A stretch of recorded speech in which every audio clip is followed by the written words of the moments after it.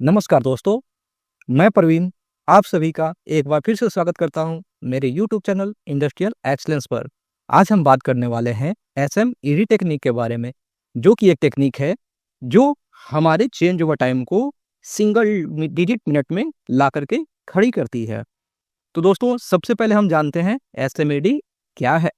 तो दोस्तों, एसएमईडी यानी single net exchange of die lean manufacturing की एक ऐसी टेक्निक है जिसका उद्देश्य मशीनों के सेटअप टाइम को सिंगल डिजिट मिनट में लाना है। सिंगल डिजिट का मतलब है 1 से 9 मिनट, यानी हमारा लक्ष्य होता है एसएमईडी के थ्रू कि हम अपने चेंज ओवर टाइम को कम से कम करें। एसएमईडी टेक्निक प्रोडक्शन की एफिशिएंसी को बढ़ाते है तथा डाउन टाइम को कम करती है। दोस्तों, आप सभी यहाँ देख पा रहे होंगे, ये हमारे प्रोडक्शन के प्रोसेस के 6 मेजर लॉस हैं। एसएमईडी का काम इन्हीं लॉस में से एक loss setup and adjustment loss को कम करना है।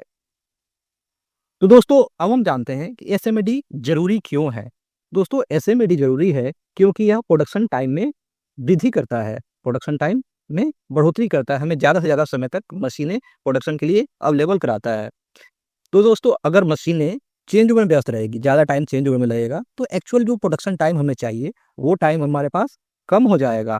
तो एसएमईडी जो टेक्निक है वो मशीनों के इन्हीं सेटअप टाइम को कम करती है, जिससे कि अधिक समय तक हमारी मशीनें, हमारी लाइन प्रोडक्शन के लिए अवेलेबल हो। दूसरा होता है इन्वेंट्री कॉस्ट में कमी। कई बार कई कंपनियों में जो चेंज ओवर का टाइम होता है वो ज़्यादा होता है, जिसके कारण कंपनियां बैच में प्रोडक्शन करती है। एक बार एक वेरिएंट का प्रोडक्शन 2-3 दिन की इन्वेंट्री करके रख देगी, फिर चेंज ओवर करेंगे, फिर दूसरे वेरिएंट का बनाएंगे। तो यहाँ पे हमारे पास इन्वेंट्री रखने के लिए ज़्यादा स्पेस की ज़रूरत होती है। तो एसएमईडी इन्हीं स्पेस को यूटिलाइज करने के लिए काम आती है। तीसरा, मशीन यूटिलाइजेशन में सुधार।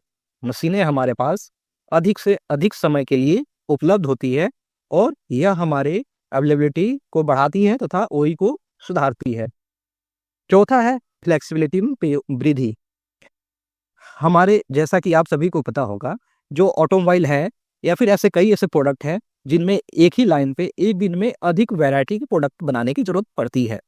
तो यदि अगर चेंज ओवर टाइम वहाँ ज़्यादा होगा तो कंपनियां अलग अलग प्रोडक्ट बनाने में असमर्थ हो जाएंगी, उनका टाइम ज़्यादा रहेगा, मशीनें ज़्यादा समय तक अवेलेबल नहीं होगी, तो ज़्यादा प्रोडक्ट नहीं बना पाएंगे। तो एसएमईडी से क्विक चेंजिंग संभव होती है, जहां हम अधिक फ्लेक्सिबल तरीके से पार्ट को बना सकते हैं, प्रोडक्शन कर सकते हैं।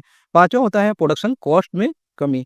एसएमईडी से चेंज ओवर टाइम घटने से labour cost, machine down time और इन्वेंट्री होल्डिंग कम होती है, जिससे कि प्रोडक्शन कॉस्ट घटती है तथा कंपनी का प्रॉफिट बढ़ता है।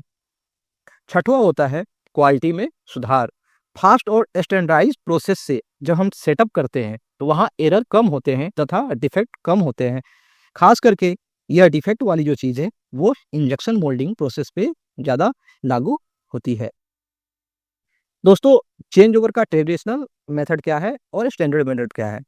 जब भी हम चेंज ओवर करते हैं तो देखा होगा हम ये फॉलोइंग एक्टिविटी करते हैं। सबसे पहले जो लास्ट प्रोडक्ट बना प्रोडक्ट ए का, उसके बाद हम मशीन को स्टॉप करते हैं।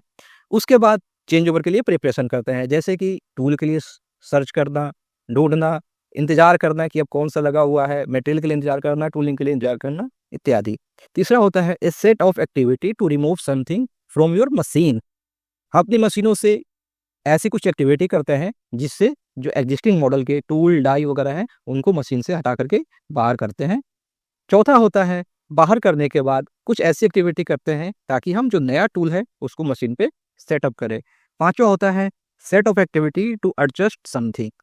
अब हमें पैरामीटर, प्रोसेस और टूल वगैरह की सेटिंग करनी पड़ती है। जैसा कि अगर आपने लेथ मशीन वगैरह में देखा होगा तो वहाँ पे हमें जो जॉब लगा उस जॉब की अलाइनमेंट सेट करनी होती है तथा इस तरह से कुछ एक्टिविटी करनी होती है। छठवां होता है अब हम ट्रायल करते हैं कि हमारा जो प्रोडक्ट है वो ओके प्रोडक्ट आने के लिए। ये हमारा ट्रेडिशनल मेथड हो गया जो कि हम जनरली करते हैं। लेकिन अगर हम एसएमईडी के थ्रू इस चीज़ को करना चाहें तो एसएमईडी का क्या स्टैंडर्ड होता है। सबसे पहले मशीन बंद हुआ, उसके बाद कुछ ऐसी एक्टिविटी होती है जो टूल हमने हटा करके बाहर किया, फिर हमने जो नया टूल था उसको लगाया और पहला पीस ओके बनाया। ये स्टैंडर्ड होता है। तो एसएमईडी ट्रेडिशनल मेथड को स्टैंडर्ड मेथड में लाने के लिए कार्य करती है। दोस्तों, सेटअप और एडजस्टमेंट टाइम को कैसे कम किया जाए, आगे हम इस बारे में चर्चा करते हैं। सबसे पहले हमें सिलेक्शन करना पड़ेगा मशीन का, जहाँ पे हमें SMAD अप्लाई करनी है। तो मशीनों को सिलेक्शन के लिए हम क्या करेंगे, सबसे पहले हम ये देखेंगे कि कौन सा ऐसा प्रोसेस है, कौन सी ऐसी मशीन है जो कि चेंज ओवर में सबसे ज़्यादा समय ले रही है, तथा हम दूसरा फैक्टर देखेंगे कि कौन सी ऐसी मशीन, कौन सा ऐसा प्रोसेस है जहाँ की नंबर ऑफ चेंज ओवर्स ज़्यादा है। तीसरा, कौन सा ऐसा प्रोसेस है जहाँ पे ज़्यादा से ज़्यादा मैन पावर की रिक्वायरमेंट होती है सेटअप के टाइम पे। दूसरी एक्टिविटी हम क्या करेंगे, हम प्लान करेंगे वीडियो शूट का। जितने भी होल एक्टिविटी हो रही है हमारे चेंज ओवर में, उन सब का हम प्लान करके वीडियो शूट करेंगे। वीडियो शूट करते समय हमें कुछ की पॉइंट ध्यान में रखने हैं, जो कि है हम वहाँ पे जो ऑपरेटर है उनको पहले से ही सूचित कर दे कि हाँ भाई, आपके प्रोसेस में चेंज ओवर होगा और हम वीडियो रिकॉर्डिंग करेंगे। साथ ही साथ ऑपरेटर को कॉन्फिडेंस में रखना है कि यह एक्टिविटी आपके सपोर्ट, आपकी मदद के लिए है। तीसरा, ऑपरेटर को बताएं कि जो भी एक्टिविटी करे वह बाकी नॉर्मल डे की तरह ही करे। ऐसा नहीं है कि आज हम वीडियो रिकॉर्डिंग कर रहे हैं तो कुछ स्पेशल हो रहा है, आप बिल्कुल जल्दी में काम करें, ऐसा बिल्कुल नहीं। जैसा आप नॉर्मल डे में चेंज ओवर करते हो, सेम वैसे ही करना है। जितनी भी एक्टिविटी हो रही है उनको बिल्कुल कैमरे से क्लियरली रिकॉर्ड करना है, खास करके ऑपरेटर की हाथों तथा पैरों की मूवमेंट को।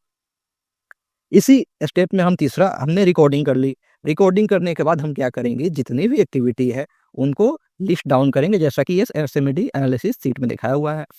यहाँ हम देख रहे हैं कि प्रिपरेशनल एक्टिविटी है, हम जॉब की प्रिपेयर कर रहे हैं, रिमूव कर रहे हैं, फिक्स कर रहे हैं, अलाइनमेंट कर रहे हैं, ट्रायल कर रहे हैं और दूसरे प्रोडक्ट का पहला ओके पीस निकाल रहे हैं।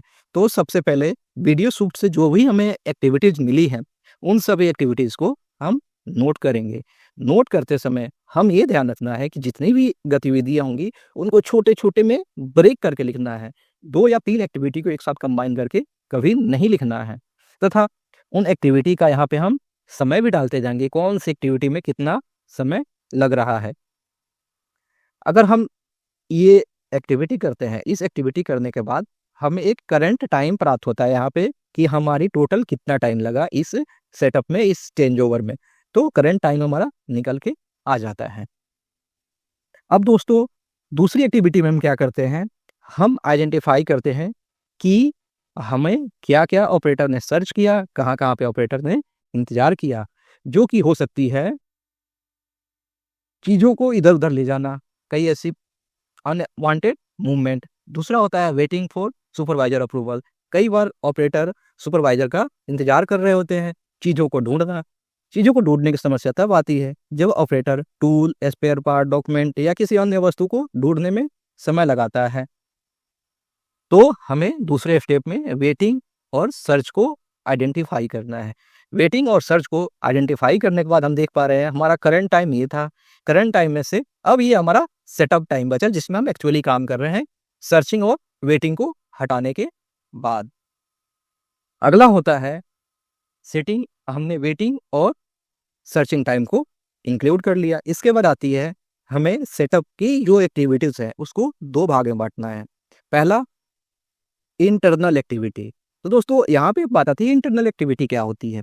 दोस्तों, इंटरनल एक्टिविटी वह एक्टिविटी होती है जो करने के लिए हमें मशीन बंद करना ही करना पड़ेगा, जैसे कि die unloading, die loading, program setup, machine cleaning etcetera. अगली होती है एक्सटर्नल एक्टिविटी। एक्सटर्नल एक्टिविटी वो एक्टिविटी होती है जिन्हें हम चलती मशीन के दौरान भी कर सकते हैं, जैसे कि डाई को पहले से तैयार करके रखना, जो हमें अगली डाई लगानी है, जो हमें अगला मॉडल का प्रिपरेशन करनी है, जो हमें मटेरियल चाहिए वो हम पहले से ही तैयार करके रखें, ताकि चेंज ओवर के दौरान ये हम टाइम कम कर पाएँ, तथा मशीनें बंद होने पर केवल हमें जो नया जॉब लगाना हो उसकी जॉब लगानी हो, वो इंस्टॉलेशन करनी हो। तो दोस्तों, अभी हमारा टाइम देख रहे होंगे, ये हमारे करंट टाइम से हमने सेटअप टाइम पे आए, सर्चिंग और वेटिंग को हटाया। अब सेटअप टाइम को हमने 2 भागों में बांटा, इंटरनल और एक्सटर्नल। इंटरनल और एक्सटर्नल हमने बांट दिया। इसके बाद हम SMAD को और इफेक्टिव बनाने के लिए ECRSA एक्टिविटी अपनाते हैं।